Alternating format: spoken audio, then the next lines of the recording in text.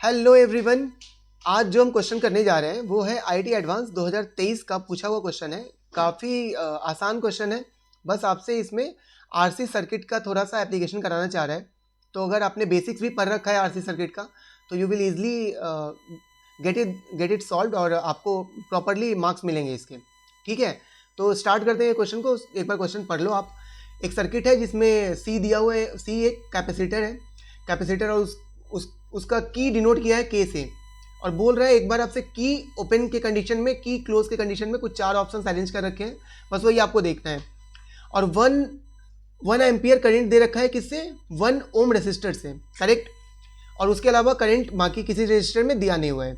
और T is equal to T naught वो वाला टाइम है जिस टाइम पे आप की को क्लोज कर रहे हो, करेक्ट। ये सारे डेटा है हमारे पास।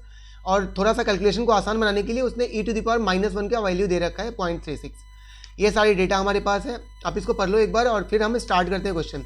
चार ऑप्शंस हमारे पास है जिसमें कि आर की वैल्यू पूछ रहा है वो, फिर जब क्लोज करने से पहले का टाइम है उस टाइम पे करंट पूछ रहा है वो I1 जो I1 दे रखा है।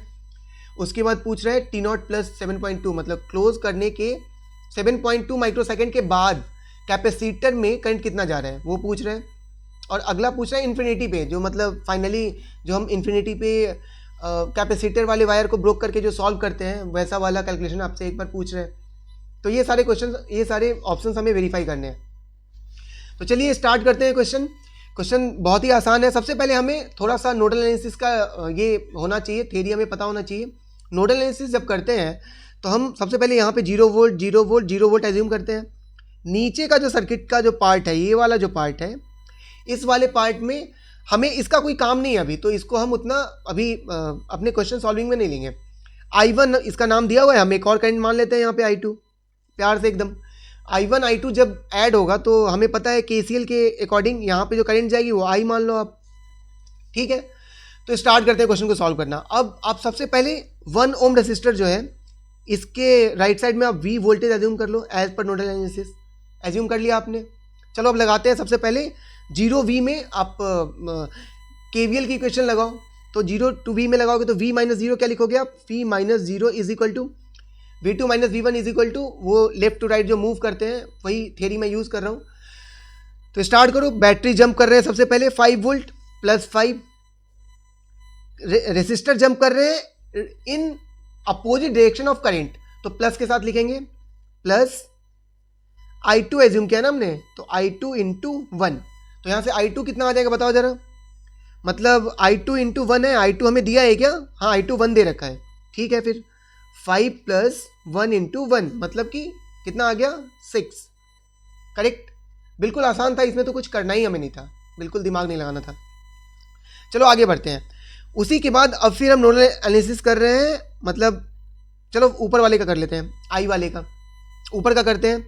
तो ऊपर में R के एक क्रॉस कर लेते हैं, तो V माइनस 0, अभी V हमें पता चल चुका है, V की वैल्यू कितनी है 6 minus 0 is equal to, battery jump कर रहे हैं। फिर से देखो इसमें करंट राइट वार्ड जा रही है, बाकी दोनों में करंट लेफ्ट वार्ड जा रही थी, ये थोड़ा ध्यान से देखना है। तो राइट वार्ड जा रही है तो बैटरी जंप कर रहे हैं। बैटरी जंप करने में सीधा जब निगेटिव टू पॉजिटिव जंप करेंगे तो प्लस साइन के साथ लिखेंगे। तो लिख दो आप 15 माइनस, इस बार माइनस इसलिए लिखा क्योंकि हम रेसिस्टर जंप कर रहे हैं इन डायरेक्शन ऑफ करंट। पिछली बार इन अपोजिट ऑफ करंट हम जंप किए थे, रेसिस्टर 0 टू V मूव कर रहे हैं हम, करेक्ट। तो 15 माइनस हमने इस वायर में करंट कितना लिया है I, तो I इंटू R। जस्ट इसको आप लिख के रख लो, तो IR इज इक्वल टू कितना आ जाएगा 15 माइनस 6 इज इक्वल टू 9। इस इक्वेशन को रख लो क्योंकि I भी हमें पता नहीं है, R भी हमें पता नहीं है। चलो अब अगला वायर, नीचे जो वायर है सबसे नीचे, उसमें देखते हैं 3 ओम में देखते हैं। तो फिर से लिखते हैं 6 माइनस 0 इज इक्वल टू, कितना लिखना है हमें 6 माइनस 0। इस बार कोई बैटरी लगी नहीं है, सिर्फ करंट है, और करंट के अपोजिट 6 माइनस 0 लिखे हैं, मतलब बाद वाला माइनस पहले वाला। तो स्टार्ट करते हैं पहले वाले से, तो कहीं बैटरी नहीं लगी है और करंट के अपोजिट मूव कर रहे हैं। तो 3 ओम को जब जंप करेंगे तो क्या लिखेंगे I1 इंटू 3। तो यहाँ से I1 कितना आ जाएगा, प्यार से सॉल्व कर लो। I1 is equal to 2 ampere, correct. I1 हमारा 2 एम्पियर आ गया।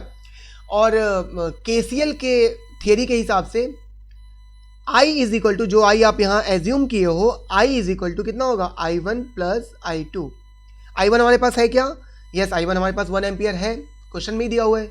I2 हमने निकाल लिया, I2 कितना निकाला 2 एम्पियर। तो हमारे पास I कितना आ गया बेटा, ध्यान से देखो 1 + 2 = 3 एम्पियर। बहुत आसान था ना, यहाँ तक हमें कोई भी दिमाग लगाना ही नहीं था, मतलब 3 एम्पियर हमारे पास आ चुका है। अब देखो IR कितना दे रखा है बताओ, IR हमारे पास इक्वेशन आई है ना यहाँ पे 9 वाली, इसको यूज करके रेजिस्टेंस निकाल सकते हैं। तो लगा दो इक्वेशन, छोटा सा इक्वेशन है, IR = 9, उसको सॉल्व कर लो। I3 है, IR = 9, जो यहाँ पे आई है, ये वाली इक्वेशन जो आई है मैं मार्क कर दे रहा हूँ, इसको यूज कर रहा हूँ मैं। IR = 9, I हमारे पास 3 आ गया है, तो 3 × R = 9। तो I कितना आ गया बताइए, यहाँ से R कितना आ गया, R = आ गया 9/3 = 3 ओम। बहुत आसान था ना, यहाँ तक कुछ भी हमें दिमाग लगाना ही नहीं था, ये बिल्कुल आसान था। अब क्वेश्चन का जो सेकंड पार्ट है उसमें हमें आरसी सर्किट का थ्योरी यूज करना है। तो अभी तक तो हम जनरलाइज सॉल्व कर रहे थे, और जैसे हमने ओम्स लॉ वगैरह अप्लाई किया है, केसीएल केवीएल अप्लाई किया है, उसके बेसिस पे हम सॉल्व कर रहे थे। लेकिन अब हमें बैटरी कॉम्बिनेशंस वगैरह का थ्योरी जो हम पढ़ रखे हैं 11th-12th में, वो सारे यूज करने पड़ेंगे।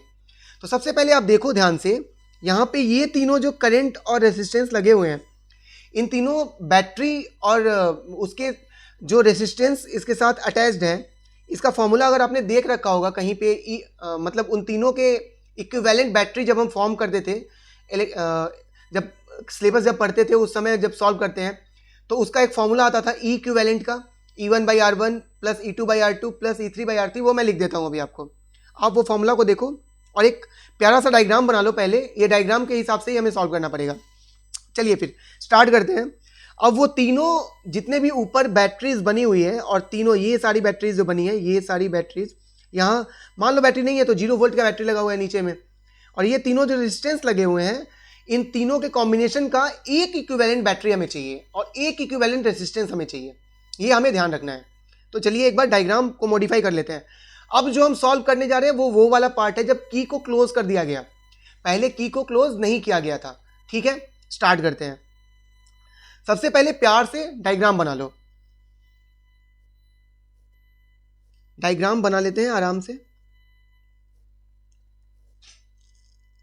यहां पे कैपेसिटर लगा है, और कैपेसिटर के बगल में तो 3 ओम का रेजिस्टेंस लगा ही हुआ था पहले से, करेक्ट। यहां हमें आर इक्विवेलेंट निकालना है उनके बराबर, और यहां पे हमें निकालना है ई इक्विवेलेंट। ठीक है, तो आर इक्विवेलेंट निकालने के लिए हम क्या करते थे, 1/R इक्विवेलेंट, ये तो सेम फॉर्मूला है जो हम पढ़ते आ रहे हैं, 1/R1 + 1/R2 + 1/R3, 1/R3, correct ना। तो 1/R1, R1 कितना है देखो ऊपर, R1 हमें R की वैल्यू कितनी आई है, 3 आई है, तो एक 3 है, एक 1 है, एक 3 है, ध्यान रखना।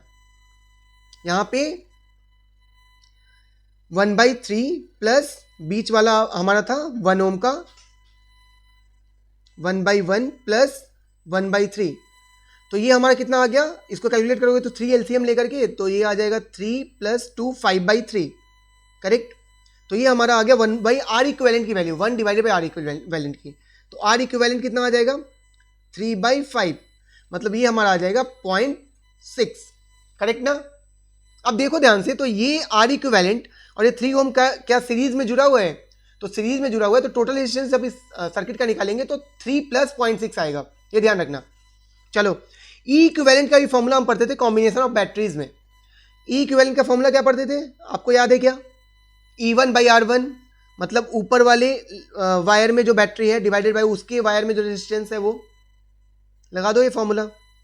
ऊपर में E1 कितना था 15/3, प्लस आगे क्या था, बैटरी कितने की थी 5 वोल्ट की, तो 5/1, और नीचे तो बैटरी ही नहीं थी, 0 वोल्ट की बैटरी मान लो आप उसको, प्लस 0/1, और डिवाइडेड बाई, ये अगर फॉर्मूला अगर आप पढ़ रखे हो अच्छे से, तो डिवाइडेड बाई 1/R1 + 1/R2 वाला फॉर्मूला यूज करते थे।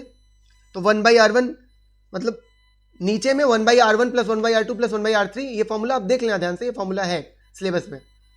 तो 1/R1 पहला कितना था 1/3 प्लस 1/1 प्लस 1/3, इसको जब आप सॉल्व करोगे तो आप पहुंचोगे यहाँ पे E इक्विवेलेंट = 6 वोल्ट।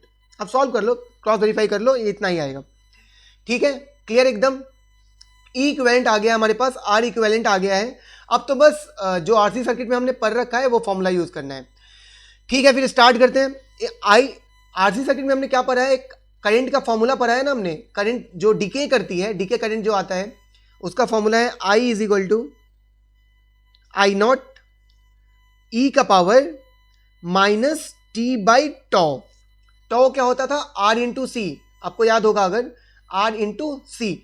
अच्छा, सी दे रखा है क्या, सी 2 माइक्रोफैराड दे रखा है, 2 माइक्रोफैराड दे रखा है। तो यही हमें यूज करना है बस आराम से। आई की वैल्यू क्या होती है, जो इस सर्किट का ई इक्विवेलेंट हमारे पास आया है, कितना आया है ये ई इक्विवेलेंट हमारे पास आया है 6। तो इसको जस्ट यूज कर दो, 6 बाई आई नॉट का यूज कर रहा हूं तो 6 बाई टोटल रेजिस्टेंस कितना है, आर इक्विवेलेंट हमारे पास आया है, आर इक्विवेलेंट 0.6, तो डिवाइडेड बाई 0.6 प्लस एक रेजिस्टेंस यहां 3 ओम भी है बाई 3, और ई का पावर माइनस टी बाई टॉ, और टाइम दे रखा है ना, ऑप्शन में दे रखा है टी 7.2 माइक्रो सेकेंड्स पे आपसे पूछ रहा है, करेक्ट, 7.2 माइक्रो सेकेंड्स पे पूछ रहा है, तो आप डाल दो जस्ट माइनस 7.2 डिवाइडेड बाई टॉ की वैल्यू डाल दो। टॉ होता है आर इंटू सी, टॉ क्या होता है यहाँ मैं लिख दे रहा हूँ मार्क करके, आर इंटू सी। ये फॉर्मूला जिस बच्चे को याद नहीं है। आर कितना है, टोटल रेजिस्टेंस 3.6, और सी कितना दिया है, कैपेसिटेंस 2 माइक्रोफैराड, तो 3.6 इंटू 2, ये 7.2 ही आएगा, जो कट के ई टू द पावर -1 आएगा। तो क्वेश्चन में इसीलिए ई टू द पावर -1 की वैल्यू दे रखी है, आप अगर ध्यान से देखोगे तो ये आ जाएगा आपका 6 डिवाइडेड बाई 3.6 इंटू ई का पावर -1। ई का पावर -1 का वैल्यू दे रखा है ऑलरेडी, इसको सॉल्व कर लो आप और अच्छे से, तो आ जाएगा 1 डिवाइडेड बाई 0.6 इंटू ई का पावर -1। ई का पावर -1 का वैल्यू कितना दिया था क्वेश्चन में, देखिए 0.36, तो आप इसको ऊपर में डाल दो 0.36 डिवाइडेड बाई 0.6, तो ये कितना आ जाएगा बताइए, ये आ जाएगा आपका 0.6 एम्पियर, करेक्ट। इसमें किसी बच्चे को कोई दिक्कत नहीं होनी चाहिए, ये बिल्कुल आसान क्वेश्चन है। अब जब आपको मैक्सिमम चार्ज निकालना है इनफाइनाइट टाइम पे, देखो t is equal to infinity पे आपसे चार्ज पूछ रहा है, t is equal to infinity पे आपको अगर याद होगा थ्योरी अगर, तो t is equal to infinity पे कैपेसिटर क्या किसकी तरह बिहेव करता है, ब्रोकन वायर की तरफ। तो पोटेंशियल ड्रॉप इसके क्रॉस कितना आएगा, 6 वोल्ट का आएगा, क्योंकि ई इक्विवेलेंट हमारे पास 6 वोल्ट का है, तो पोटेंशियल ड्रॉप उसके क्रॉस 6 वोल्ट का आएगा, तभी वो ब्रोकन वायर की तरह बिहेव करेगा, अपोज करेगा उसको। तो ठीक है, फिर फॉर्मूला यूज कर दो, मतलब चार्ज का क्यू मैक्स का फॉर्मूला यूज कर दो। चार्ज का फॉर्मूला यूज करते हैं ना हम लोग, सी इंटू वी। सी कितना दे रखा है, Q max is equal to C दे रखा है हमारा 2 माइक्रोफैराड इंटू वी। वी कितना दे रखा है बताइए, वी 6 वोल्ट है, तो जस्ट हमारा आ गया 12 माइक्रो कूलम। सिंपल सा क्वेश्चन था, इसमें कुछ भी ज्यादा करना नहीं था। अगर आपको थियरी पता है तो ये क्वेश्चन आप बहुत इजीली सॉल्व कर सकते हो। Thank you so much.